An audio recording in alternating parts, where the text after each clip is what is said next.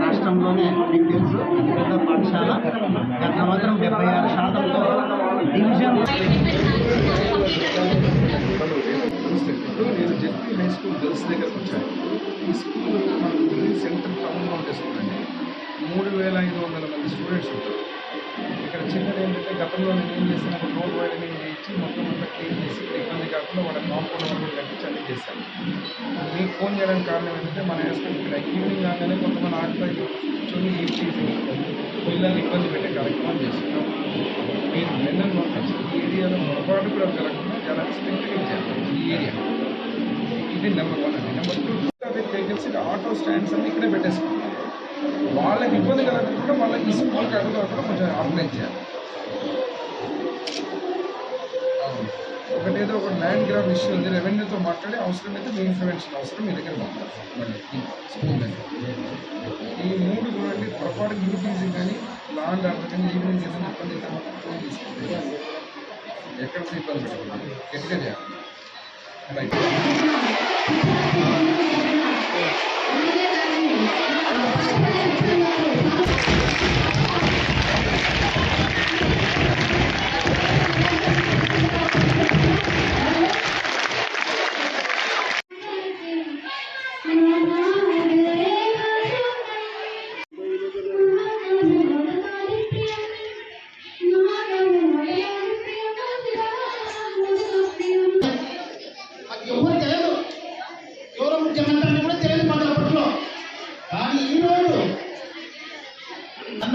రామారావు గారు ఇదందరూ తెలిసింది.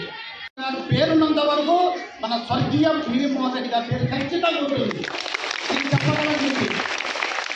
ఈరోజు మనం ఈ స్థానంలో ఉన్నామంటే పివి మోహన్ రెడ్డి గారి భిక్షనే.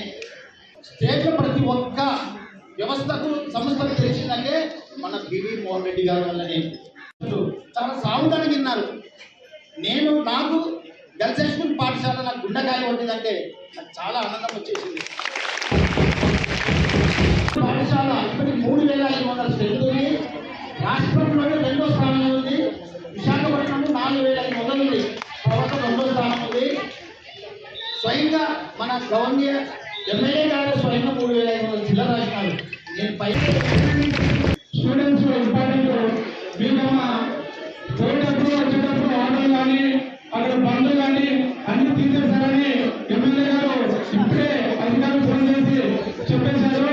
మీకు ఎటువంటి ఇబ్బంది లేదు, మన స్కూల్లో చర్చగా చదువుకోవచ్చు. మీరు ఇంపార్టెంట్, మంచిగా చదువుకొని భవిష్యత్తులో ఉన్నత స్థాయి చదువుకు పోవాలని ఈ వయసు గవర్నమెంట్ ఏం చేయలేదు.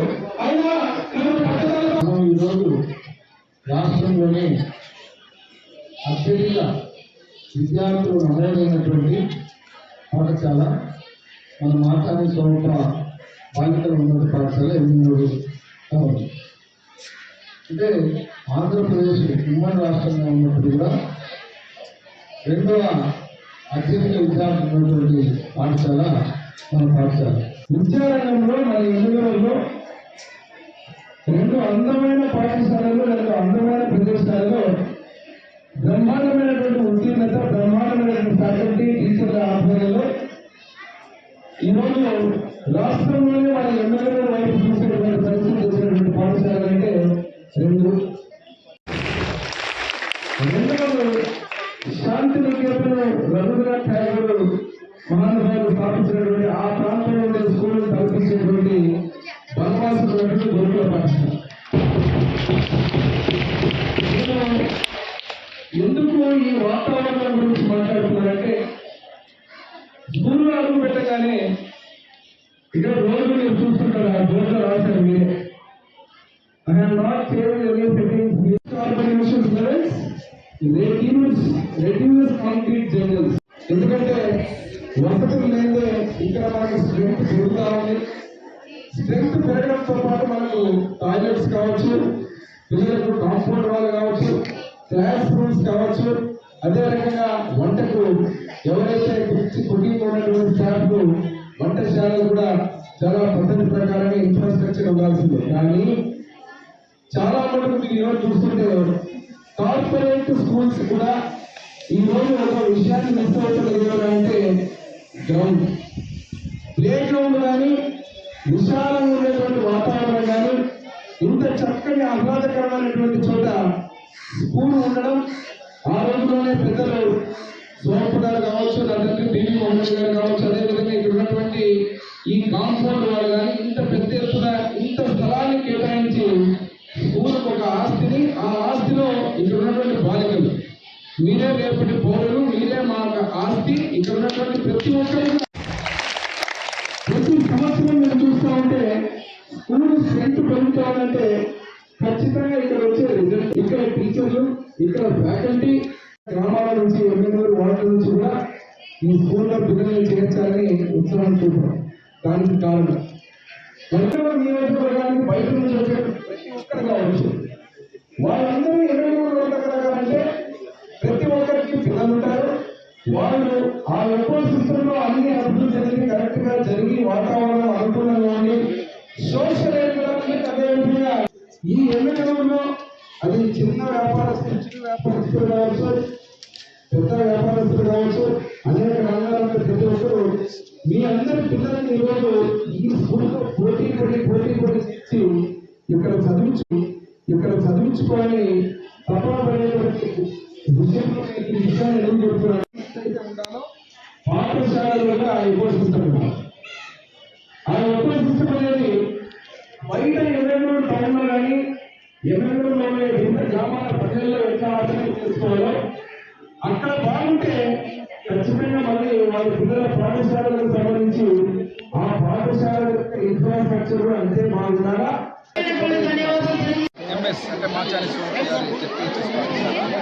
ఎమ్మెగనూరు నియోజకవర్గానికి తలమానికంగా ఉన్నటువంటి పాఠశాల రాష్ట్రంలో ఈరోజు ఉత్తీర్ణత శాతంలో కానీ ఫలితాల్లో కూడా 2వ స్థానం నిలబడినటువంటి పాఠశాల.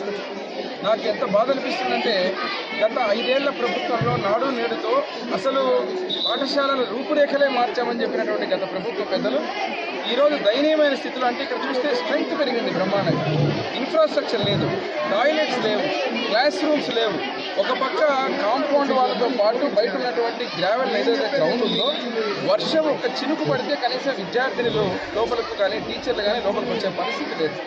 ఈరోజు ఎవరైతే స్టాఫ్ ఉన్నారో దాదాపు 3500 మంది ఉండేటువంటి బాలికల స్కూల్లో కేవలం ఒక 63 మందితో ఇష్టం వచ్చినట్టు, అంటే వాళ్ళ పరిస్థితి ఏంటంటే హెడ్ మాస్టర్ 3 ఉండాల్సిన చోట ఒకరు ఉండాల్సిన చోట 4 ఉండాల్సిన చోట 10 మంది ఉండాల్సిన చోట 3, ఈ రకంగా కొరతతో చాలా ఇబ్బంది పడి అయినా కూడా ఇన్ని రకాలుగా స్టాఫ్ తక్కువ ఉన్నా కూడా కేవలం ఇక్కడ ఉన్నటువంటి గురువులు మా ఎమ్మెగనూరు అంటే ఈ స్కూల్లోనే చదువుకొని ఈ స్కూల్లోనే పెరిగి మళ్ళీ ఇక్కడే టీచర్లుగా వచ్చి వాళ్ళు ఒక శ్రద్ధతో ఇక్కడ ఉన్నటువంటి స్టాఫ్ను మొత్తం అభినందిస్తున్నాం. వాళ్ళు ఈ యొక్క బాలికల పాఠశాల ఉత్తీర్ణత శాఖలో కానీ ఫలితాలలో కానీ వాళ్ళు మనసు పెట్టి ఇక్కడ చేస్తున్నటువంటి కార్యక్రమాల వల్ల ఈరోజు ఎమ్మెగనూరులో రాష్ట్రంలోనే ఈ పాఠశాల 2వ స్థానం ఉంది. దీనికి సంబంధించి ప్రభుత్వ దృష్టి తీసుకెళ్తా అదే రకంగా మా మంత్రి గారైనటువంటి ఐటీ శాఖ మంత్రులు, విద్యాశాఖ మంత్రులు లోకేష్ బాబు గారి దృష్టికి, అదేవిధంగా ప్రభుత్వం దృష్టి తీసుకెళ్లి ఎటువంటి పరిస్థితుల్లో మౌలిక సదుపాయాలు కానీ అదే రకంగా ఇక్కడ ఉన్నటువంటి బాలికలకు ఏ రకమైనటువంటి వసతులు కానీ ఇన్ఫ్రాస్ట్రక్చర్ కానీ టాయిలెట్స్ కానీ క్లాస్ రూమ్స్ కానీ అడిషనల్గా ఉన్నటువంటి అన్ని గదులు కానీ ఈ యొక్క అన్ని కార్యక్రమాలకు ముఖ్యంగా స్పోర్ట్స్ యాక్టివిటీ కూడా నేను గతంలో సెంట్రల్ గవర్నమెంట్ యొక్క ఫండ్ను కూడా ఇంకా యూటిలైజ్ చేయలేదని చెప్తున్నారు. వాటిని కూడా ఉపయోగించుకుంటారు. ఇక్కడ గ్రౌండ్ అదే రకంగా స్పోర్ట్స్ యాక్టివిటీని కూడా పెంపొందించే విధంగా ఇక్కడ ఈ పాఠశాలని రాష్ట్రంలోనే నెంబర్ 1గా తీర్చిదిద్దే విధంగా ఇక్కడున్న విద్యార్థులు ఇంకా అద్భుతంగా చదువుకునే విధంగా ఉపాధ్యాయులతో పాటు పాఠశాలకు అన్ని వసతులు కేటాయించి ముందుకు పోవడం జరుగుతుంది.